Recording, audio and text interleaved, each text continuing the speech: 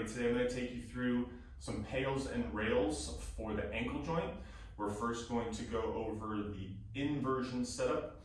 And if we remember that inversion is where we're going to bring our big toe knuckle across to the inside. So if I have dorsiflexion, plantar flexion is where I point my toe, and then inversion is where I bring my big toe across.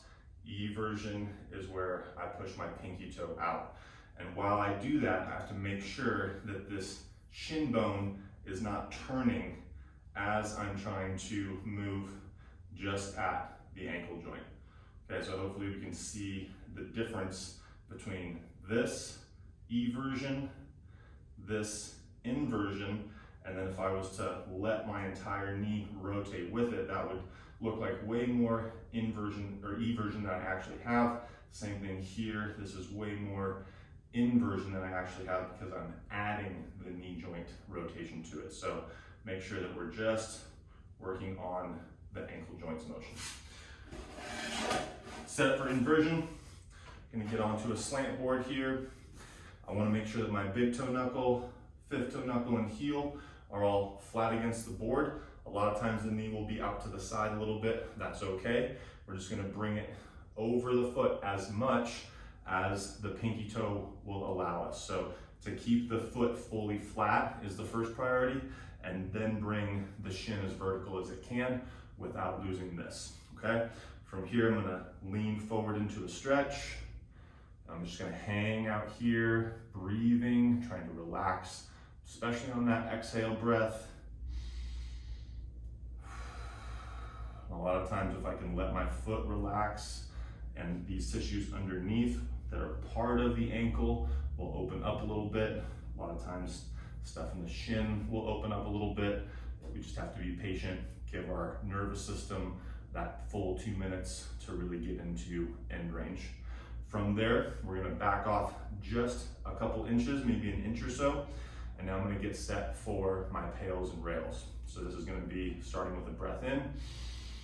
Exhale all of your air fully, completely. Through the mouth.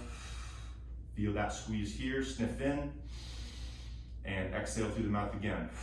As you do, start to push the ball of the foot down, but don't let the heel come up. We're gonna increase that pressure with the ball of the foot, evenly distributed from fifth toe to big toe, increasing all the way up to our greatest, safest effort, nice and slow, ramping 20 to 30% at a time. Once I get to that greatest, safest effort, I'm gonna hold for 10 seconds, 9, 8, 7, 6, all the way down to 1, and then I'm gonna try to reverse and pull everything up. Trying to pull my big toe up, pull my pinky toe up, make those toes come up towards my shin, hold that position for 10, all the way down to 1, and relax. So that would be the inversion setup with the big toe higher than the pinky toe. The eversion setup is gonna be the opposite. So I'm gonna set my pinky toe almost all the way up, and really this kind of depends on how much eversion you have. For a lot of folks, they're gonna have to start, because they don't have very much, with just kind of these outside 2 or 3 knuckles of the foot on the slant board.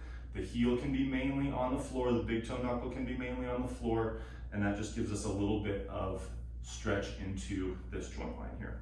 From here, same thing, we're just gonna lean that foot straight over the toe, not allowing the heel to come up, and we'll hold for 2 minutes there.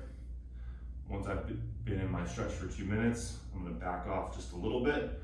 I'm gonna go through my same PAILs and rails setup. So I'll take my breath in, pack that air down, really by exhaling it, packing my abs down, and then sniff in, and then exhale out.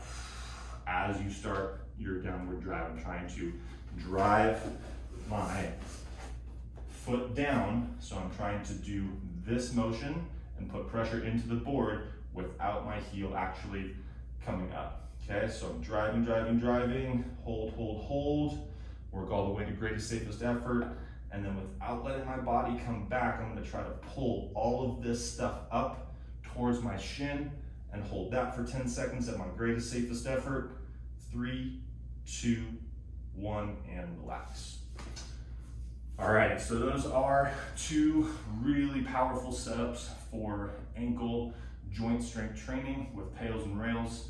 You're gonna just expand the usable range of motion that you have.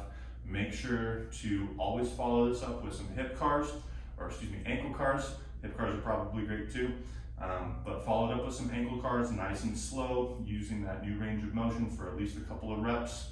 And if you haven't done ankle cars yet, check out the link in the description below and enjoy.